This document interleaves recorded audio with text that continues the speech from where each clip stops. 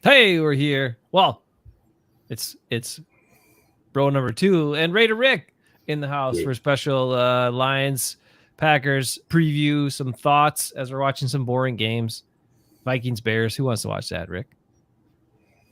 You know, we'll take what you can get. And just like Royce now behind us. He'll take what he can get. He hasn't gotten many snaps this year, but did okay last time. Ben's almost become a fan of Royce. What do you think about that when Ben made Royce Newman his silent but deadly player of a game? I didn't see that one coming, but it's good that he can recognize, and change his opinion and not give up on someone when someone's stepping in and did an okay job. And, if the bar is set low enough, you're going to look pretty good, even if you just do a halfway decent job. So, all in all, it was a surprise, but maybe it was warranted. No one saw it coming. True statement. Yeah.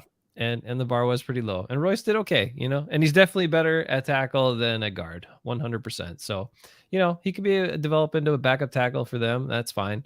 That has value, I just don't want to see him pushed into the starting lineup like they were so determined to have him start for a year and a half, and it never worked. So that was kind of it. That was something that never quite made sense. You got all these linemen, and I'm not sure what they saw in him that they were convinced that he was going to be the guy, but it was just like, keep putting him in there, throw it at the wall enough times, maybe something will stick. It's kind of funny they were doing that after the Billy Turner experience for so long, right? Yeah. And maybe they just have a knack for finding these players that are so versatile that they suck at guard and they do okay at tackle.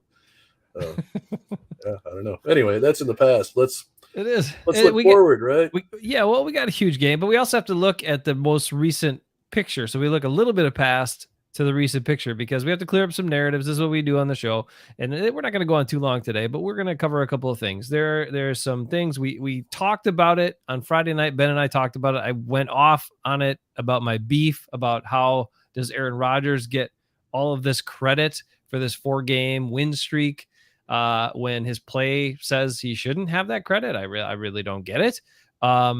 The facts are the facts. So we're gonna talk about some facts. And there was an interesting article that I sent over to Rick from The Athletic that just came out by Matt Schneidman, which said these Packers don't need Aaron Rodgers to be, $50 million MVP Aaron Rodgers to win games. And that's what has happened in the last the 4 games they've won that they needed to win.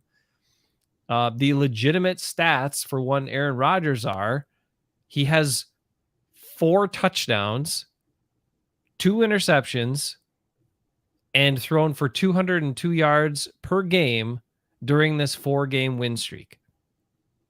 So please explain to me how that is so impactful that that's the guy you're giving all the cred to for winning the last 4 games.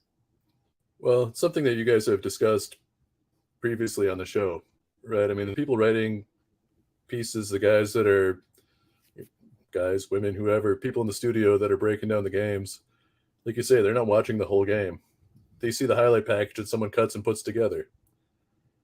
And it's a good story, right? I mean, we've seen it before. Rodgers takes the helm and, tells people to relax. We're going to do it. We're going to go on this magical run. The stage was set.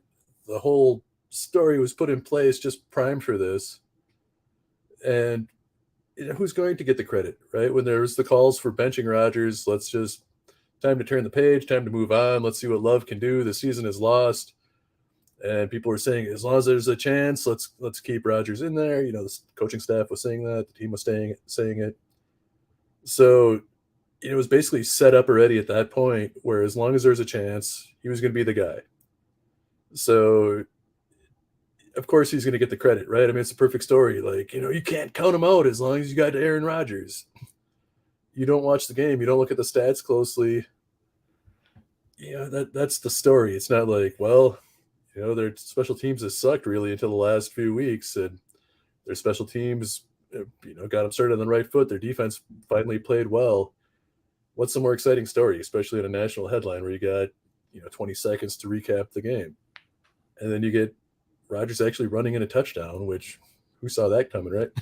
But that's a highlight you see. So you've done news, you've done sports broadcasting, right? You need to pick a couple of just really key points that fit the video.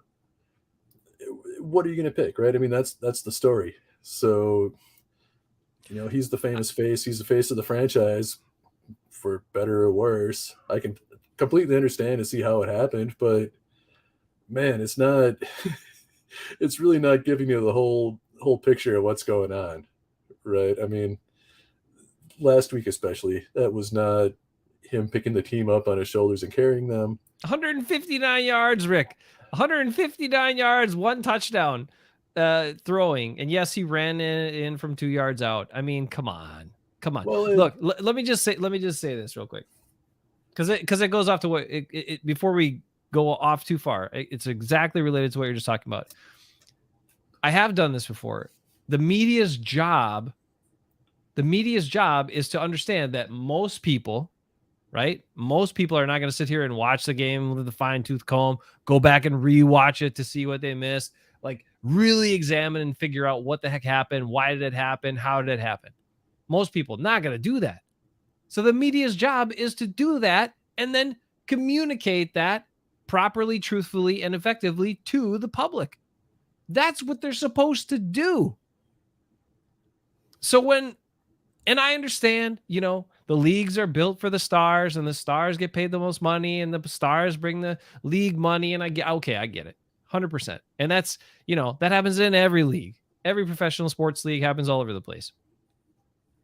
But at the same time, stats and facts are stats and facts. You cannot dispute them. Now, sometimes you can make stats, you can choose and pick stats that kind of fit your arguments. But at no point, like the comparison is this: Aaron Rodgers makes the most money of any quarterback.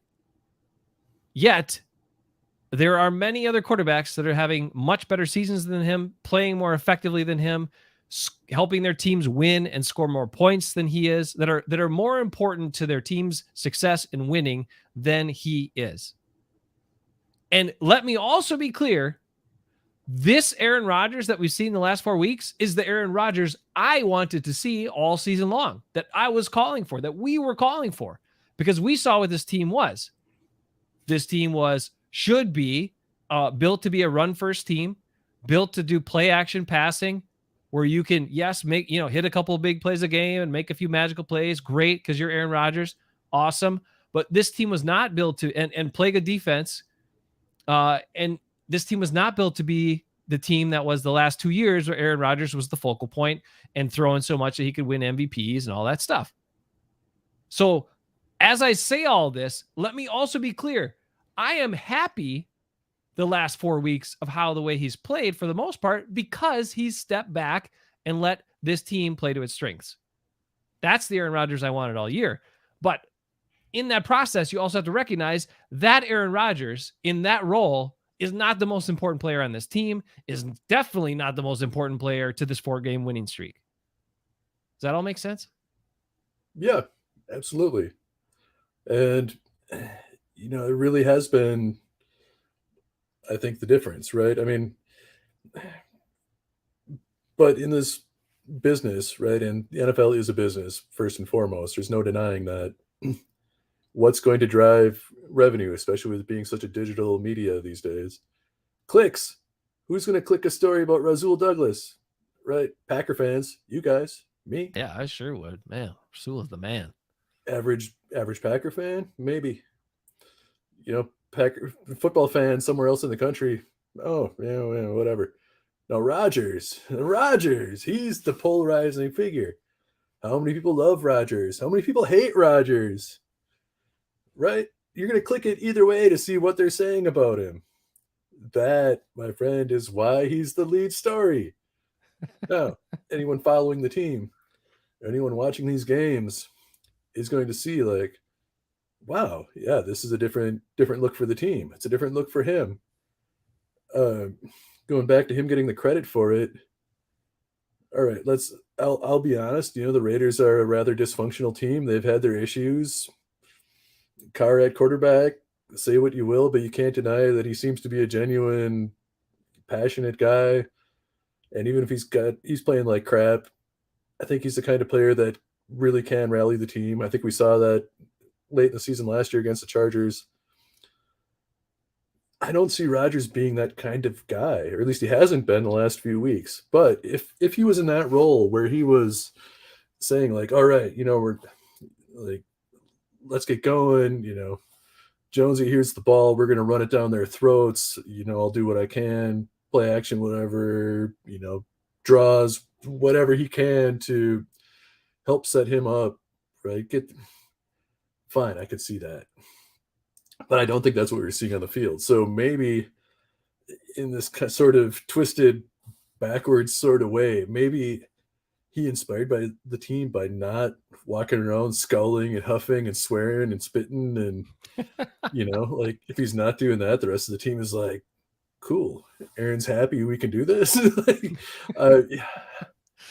So I don't know. you're saying that he should get at least some credit for not being a huge jerk anymore, and that helped bring the turnaround because he stopped being a huge jerk to his teammates and coaches. Maybe that's okay. I can buy the impact of that. It's not a on the field impact that it's a people roundabout. It's a circular roundabout sort of argument, but okay, I'll buy that. If you got to tie him into the equation somewhere, it's one way to go about it. So it would be great to see him just cheering guys on. Like they get a good run, really show some genuine enthusiasm. But if all you're going to get is not looking pissy and mad, well, hey, I guess it's a step in the right direction. So fair enough. Maybe we can hope for that tonight. Let's stay the course. No hero ball. Don't be a cranky SOB and get that team fired up. Right. I mean, look, it's fine. I've even said it. Like you're highly overpaying for the performance from the quarterback position right now. But if he plays the way that he's playing, that then allows the team to be successful because he's taking a step back, I'll take it. I'll take that overpaying this year for team success. I will take it. That's fine. Look, let's clear up a couple other things. The defense in the last 4 games hasn't given up more than 20 points in any game. So that's a huge step in the right direction. And the special teams Keyshawn Nixon has all these big returns in the last 4 games. Like those are 2 components to the team that have really helped this team get this 4-game win streak. And then of course, I don't know how many times I got to say it, running the ball, right? Running the ball. I mean, the record speaks for itself. I said it many times, but again, the Packers are 0-6 when they don't run it 25 times, and they're 8-2 when they run it 25 times or more. And they should actually run it 30 times, 40 times. I don't care. That would be good offense. And those are the keys to why they turned it around. I'm not giving Matt LaFleur credit for it. I'm not giving Rodgers too much credit for it. I'm saying it's those facets of the team. So. Oh, absolutely. And if you look at the team over the last few weeks compared to the first part of the season, for me, one of the things that really stands out is there's a spark, there's energy, right? Like the guys are playing with just a spring in their step. They look like they care. There's energy. They want to make plays. They want something to happen. And whether that's LaFleur or someone, whoever getting on Joe Barry's case and the defense actually turning things around, whether it's Bisaccia bringing in Nixon, letting him have an opportunity, like, it really feels like you get a couple of big returns and that energy is contagious, right? All you needed was a spark. They got playmakers on defense. They got playmakers on offense, but you get that spark and it carries through. The defense starts playing with some passion, a little urgency, a little more energy. They put them in a position to it's almost like issuing the challenge to the offense. Like, hey guys, we're here. Last week we gave you the lead. Like, come on, do something, right? And maybe that is some of it is playing with the lead. Maybe it's easier to just acquiesce and hand the ball off and run it because you're not coming from behind. You don't need to be the hero. I don't know. Something changed, whether it's at the coaching staff level, whether it's GM level, executives, whoever, players themselves, right? Maybe the players themselves just in the locker rooms decided, like, look, guys, we can still make this happen. I don't know. Maybe we'll never know. But whatever it is, I hope that this wave continues and it doesn't turn into hero ball. We really can't look past this game tonight. But Yeah. if they pull out the win, right? Realistically, we're probably looking at a trip to San Francisco, and where you absolutely cannot throw the ball 40 times and win no, that game. and You got to either run it. way, that is going to be one heck of a storyline going into that game. That we'll deal with that next week, but Yeah. it's from an NFL storybook sort of perspective, right? I mean, going on the run they have to get into this position, but you could say the same thing about the Lions. Yep. Right. I mean, the Lions were deader than doornails halfway through the season too. Realistically, how many people thought the Lions are going to be in a position to really challenge for the division? Well, cannot challenge for the division, but be in a position to make the playoffs, even as the last wild card spot. Right. Right. So, Now, when they were 1-6 and, when they beat the Packers in that terrible game played by the Packers and especially Rodgers in Detroit to go to 2-6, they still didn't look like a team. I mean, they had got a lot of help from Aaron Rodgers to win that game and the Packers to win that game. So you still didn't think at that point, wow, this 1-6 now 2-6 team is going to be there at the end of the year.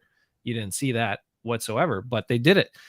Look, I just wanted I wanted to cover that. I wanted to make sure that this is all clear because that's what we do here. We talk about the facts. We talk about what's really happening. So anyway, look, if you're going to say someone and Aaron Rodgers, the only thing we know is that someone asked him to change his leadership style.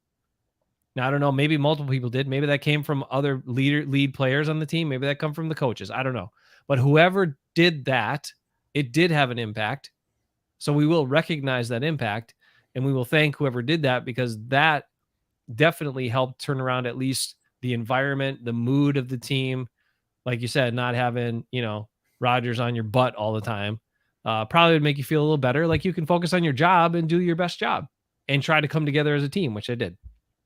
So, all right, let's move on to a couple other quick things here. And then we're out for today and we're going to let you enjoy the rest of football. And we're going to let you enjoy tonight's game because it's going to be fun. I did want to also just mention, hey, some interesting things, right? The Lions run the ball pretty effectively. They run the ball a lot. But Jared Goff, I've said this before. Last week when the Vikings and the Packers were playing, I said that's the matchup of the number 2 and number 3 quarterbacks of the NFC North. Because Jared Goff this season is the best quarterback in the NFC North. And Justin Fields is by far the worst. Justin Fields is a great athlete trying to play quarterback. He's not a great quarterback. Like when everybody went crazy after they played the Packers played the Bears, and they're like, "Oh, Justin Fields is so amazing." No. Justin Fields is a hell of an athlete trying to play quarterback, but he's not good at throwing the ball, and he's not good from the pocket. He's athletic. He can throw on the run, and he can run. So he's a hell of an athlete playing quarterback for the Bears, but he is not a great quarterback. So he's still number 4 in my book. Yeah, I mean, I would agree. I mean, we've seen that from any number of guys over the years, right? I mean, like Cordell Stewart, who later in his career kind of developed into being more of a passer. But yeah, I mean, he's a playmaker, right? I mean, he's a threat to run.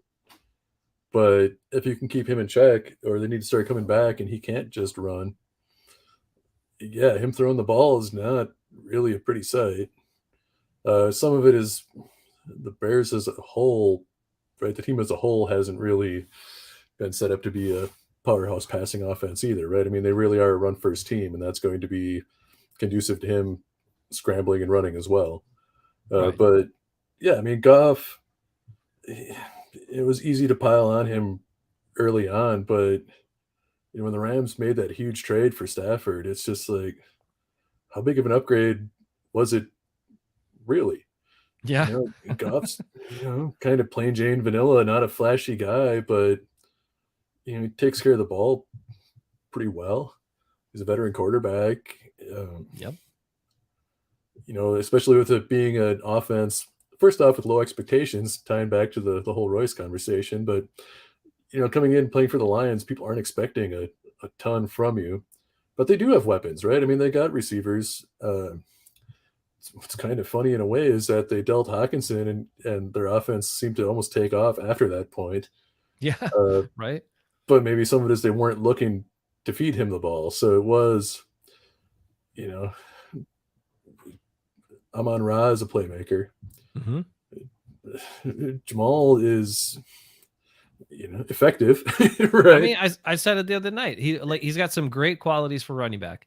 You talk about He's reliable. He doesn't fumble, and he doesn't get hurt. So, yeah, those are three important traits. you talk about quarterbacks being game managers. I feel like he's almost the running back equivalent of that, right? Yeah. He's dependable. You know what you're going to get. He might not be a game breaker, but he's also not going to be turning the ball over, making stupid plays, running around backwards. So, as far as what to expect tonight, I could see the Lions maybe playing up that angle of, you'd have to think the Packers are going to be looking to stop him, right? They're not going to want to be showing up, give up a bunch of touchdowns to him. So, do the Lions use that to their advantage and look to pass the ball or set up their passing game? And I think Green Bay's secondary has been playing better, but I really think they need to be careful and not let themselves get complacent or lazy or fall asleep focusing on the run. Because, talking about Goff, he's going to be smart. He's going to look for easy plays, and they got guys that can turn those easy plays into big plays. So I think, watch the run, manage the run, but don't get too sucked in by it and get burned deep, which I really hate saying that, because I feel like that mentality is what has been the problem for the Packers defense for multiple years. Yeah. But, they got the corners to do that. They don't have to play this prevent defense to be able to do that, right? Right. They got the guys like. Well, and Rudy, and let's be real too. Rudy Ford being in there at the deep safety has made a huge impact. Like, that guy's aware, that guy's making plays, that guy covers a lot of ground, and he comes up and tackles. So that change in defensive personnel has made a huge difference to how the defense can align and play and be effective too. I trust him back there way more than I ever trusted Darnell Savage back there. So you got to feel good about that. About Goff, though, just to kind of finalize this, here's a couple of things, right? Jared Goff is basically the opposite of Justin Fields. He's not a good athlete. He's not a guy you're scared of running or moving around or doing whatever, but he is a pretty damn good passer, especially from the pocket. I mean, his stats this year, come on. Now, you can compare him to Aaron Rodgers, who makes way more money than him and is, all Hall of Fame quarterback and all this sort of stuff. Team record, a lot of people like to go by team record. Well, team records are exactly the same, 8-8, right? They led both their teams to 8 wins. But Jared Goff, he's thrown for 4,214 yards, 29 touchdowns, 7 picks. He's only been sacked 22 times, so he gets good line protection. But actually, Aaron Rodgers only been sacked 30 times. So and actually, there's been a lot of studies saying the Packers' offensive line is one of the best pass blocking lines again this year. I don't know how that happens every year, but that's the way people grade it. And anyway, the point is here that Jared Goff is like one of the top quarterbacks in the NFL this season. Okay. And he does what he does well. He throws the ball on time. He makes good decisions. He's not necessarily a play extender, but man, he's letting it rip. And the other thing the Lions have is this really creative play caller who's setting up some good plays for everybody. Yeah, they can dink and dunk and move the ball that way too. right? I mean, it doesn't have to be just rushing the ball to chew up the clock and move the ball effectively, but it's the not playing hero ball, not looking for the home run. And yeah, I guess I don't expect to see, Justin Jefferson type of plays from the Lions, but Amon Ra getting the ball over the middle, it could be scary. I would certainly be more afraid a month ago, or if Savage was your guy you were counting on to between him and the end zone. But I think with the changes that Green Bay has made in their secondary, they should be okay. Right? It's just more if the Lions start running the ball effectively, short passes underneath, just don't let yourself get complacent. Don't fall asleep. Stay aggressive. Don't give the guys the huge cushions. Again, St. Brown, if you give him the 13-yard cushion, is he going to get the ball and be able to make some moves and turn it into a big game? Probably. Stay aggressive. Get up on the line. Chuck these guys. Hit them. Throw them off. Yeah, that was a nice change seeing that last week. Yeah. Again, we don't know who made that final decision or who brought it up as an idea, but coming up and pressing guys at the line, especially on a not, if you're at a dome field and that situation, okay, you're taking a risk there because if you miss or you don't get a good chuck on the guy, then you're leaning forward, you're in trouble, you could be beat right away. But on Lambeau Field in January, yeah, there's a good opportunity that if you shove somebody, they're going to lose their footing a little bit. You're slowing them down, and then they got to restart, throws off the whole timing of the play, and that just plays to your advantage overall. It's a great approach, especially on this field during this time of year. Yeah, you have another dome team coming. Well, yeah, I mean, it's going to be. Hopefully, it's still the home field advantage. Green Bay is going to be able to take advantage of if it's wet and sloppy. I don't know if it's going to be wet and sloppy again, but hopefully, the home turf advantage is something that helps. Hopefully, there weren't too many Packer fans that gave up hope a month ago and sold their tickets to Lion fans. It'd be kind of sad to see essentially a bonus playoff game where it's an evenly mixed crowd, or it's not the Packer fans really carrying that energy into the stadium. Yeah. Yeah, we'll see. I mean, I think if they stay on course, doing what they've been doing, they should win this game. Right? I mean, I think the Lions have a lot of talent, but Green Bay's got more momentum on their side. Being at home makes a difference. If they're playing at Ford, it might be a different story. It might swing the other way. They're should be fairly evenly matched, but really there's no excuse for the Packers to drop this one at home. If they stay the course, stick with the equation they've been doing, don't look past this week, right? Don't worry about what if next week. I don't believe the results of the Seattle game aren't going to matter, right? If the Lions lose, they're going to be, or if the Seahawks win and the Lions are basically bounced, they're still going to be pissed off. They're going to want to play spoiler. Yeah, 100%. Right? They're going to relish that. Even though Rodgers owns the Bears, that bravado, everything else carries over, right? I mean, they're not going to want to get shown up by him. They're going to want to shut him up, stick it to him. Yeah. I think it's going to be a great game. I mean, the Lions are going to play hard, like you said, regardless. But I really do want to see it come down, like this be a playoff game. Winners in, So I'm really banking on. Come on, Seahawks. If the Seahawks can just lose, that would make tonight's game so awesome for fans on both sides, right? Because you saw. I mean, that's one thing. Ben and I, we're Packer fans, and we talk about it. Whatever. But we saw in the last game of the season last year, right? The Packers went in to play at Detroit. They were a 2-win team at that point. That place was full. Their fans were into the game. Like, can you imagine? Like, that fan base loves this team. So to have that at least as part of tonight's environment, I would just, as a fan of football and as appreciation for the Lions fans and the passion they have for the team, I would think that would just make this game like over the top for me. Yeah. The Lions as a franchise, man, I mean, your dad's a diehard Cubs fan. Look how miserable Yeah. Cubs and the Cubs fans were for so long, right? I mean, I lived in Ann Arbor for the year. The Lions just completely bottomed out. The good thing was they got blacked out pretty much every week, so I could see the Packer games most weeks. But that team was as bad as it could be. You know, we're talking like '90s Dallas Mavericks bad, right? They set the standard for being the most terrible team in the league,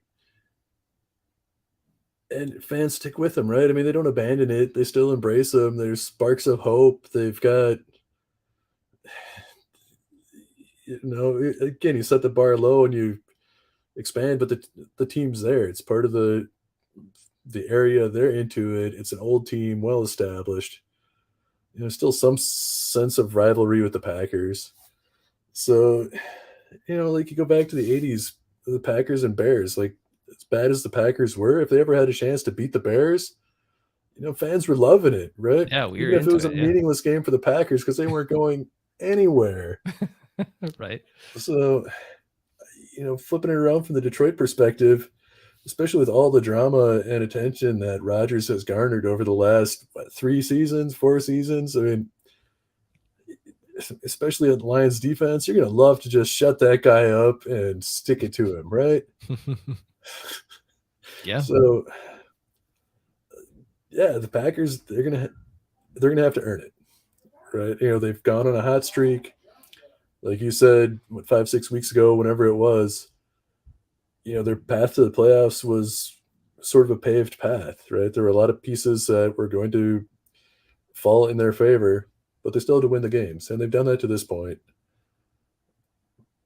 They can't take it as a given that, yeah, it's just Detroit. They can't look past this team.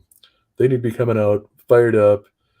None of the old Packers of like coming out, dink and dally around for the first couple of possessions and try to come back because they don't have that type of team. So come on, get those special teams. You know, try to get a good return. Shut down Detroit's return. Defense come out fired up, 3-and-out, whatever. Get a turnover the first drive or two. Like make things happen. Challenge that offense to step it up and keep pace with you guys. Be great. You know, see a green and gold flying around, make some plays, play with energy. You get beat, fine, you get beat. But if you're playing hard, like your season's on the line because it is, hey, I'll take it. Hey, conversely, we talked about Jared Goff too. In the last 4 games, he has 10 touchdowns, 0 interceptions. He has actually not thrown an interception since week 9 against the Packers. So well, that helps you get on a hot streak too. So, I mean, so in some cases you could be like, well, he's due for one. Okay, well, hopefully we get that. But at the same time, the guy's been playing some good football, so the Packers are going to have to not just focus on the run like they did last time. They're going to have to be really dialed into the pass. And, you know, the Lions really stuck with the run probably almost too much against the Packers in the opening game, which is weird for me to say because most of the time I think teams don't stick with the run enough. But if they're not having success running the ball, they have certainly the capabilities and their quarterback's playing well that they could start slinging it and try to make some hay that way. One of the quick, go ahead. I'm sorry. I was going to say, you'd think if there's stuff in the run, they'd almost have to have something open. Yeah. At least over the middle. Right. I mean, Green Bay's got enough weapons now. I mean, with Watson having the speed to be a real legitimate deep threat, if Detroit's going to stuff the run, there's got to be an opening somewhere. You know, Detroit's got a decent front, but I don't think it's dominating where they're going to be able to just control the line of scrimmage with 4 guys. So someone has to be open, especially if you're going to be, you know, go for the play action where make them think you're sticking with the run, keep that linebacker committed. Yeah. There's got to be something over the middle. So Jared Goff is the highest rated play action passer in the NFL this season. Ooh, well. and I don't think, you know, we talk about it like maybe teams are going to try to stuff the run, but 16 games have shown us that both these teams are not good at stopping the run. Lions are giving up 4.8 yards a carry, and the Packers are giving up 5 yards a carry to opponents. So Detroit's not afraid to run the ball, and they've been doing it effectively the last few weeks. Right. So, well, enjoy the game tonight, guys. It's 7:00. Again, cross your fingers that the Seahawks lose, because to basically make the last game of today and week 18 a playoff game. Winner is in, loser season is over. That would just be awesome environment. And I mean, everybody better be jacked up. If you got a chance to win and get in the playoffs, you better be jacked up. So I think it's going to be fun. Yeah. One quick note before we go is earlier this week, Kenny Clark and Rasul Douglas won from the Packers organization through the NFL, but representatives of the Packers organization, basically the Good Guy Awards. They were co-winners of the Good Guy Award here for the Packers team. So I can't remember exactly what that's called, but it's basically like, hey, you're a good guy, good person in the community, represent the team well, like all that sort of stuff. So Rasul Douglas, Kenny Clark, congrats on winning that. Nice to have some good guys. If we're talking about good guys winning awards, let's let it not just go by the wayside. Like Hafeman Fantasy Football. Wait, what No! I know things were kind of derailed with everything that happened in the Monday night game, but let's let it not go unnoticed that someone went from 12th last place finisher to first place, controlling Hafeman Fantasy Football nearly every week throughout the season. Congrats, yes, it's selling out my soul and drafting 2 Chiefs on my team to do it. And I almost got Raider lucked Devontae in the final week, with Devontae going from a 91% chance of winning to basically being even after the Raider game, where Devontae just destroys everybody and the Raiders still lose.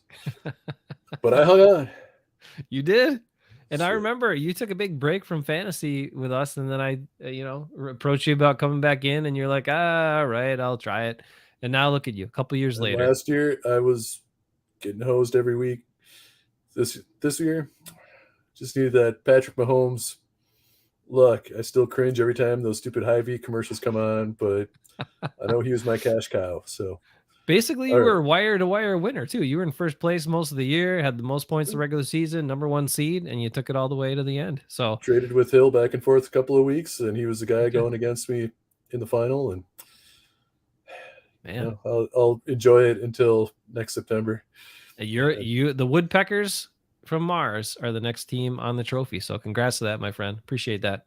All right, everybody, enjoy the game tonight. Be good, stay good. We'll catch you Friday night next week for Ben will be back. Grumpy Ben will be back. So we'll talk to him then.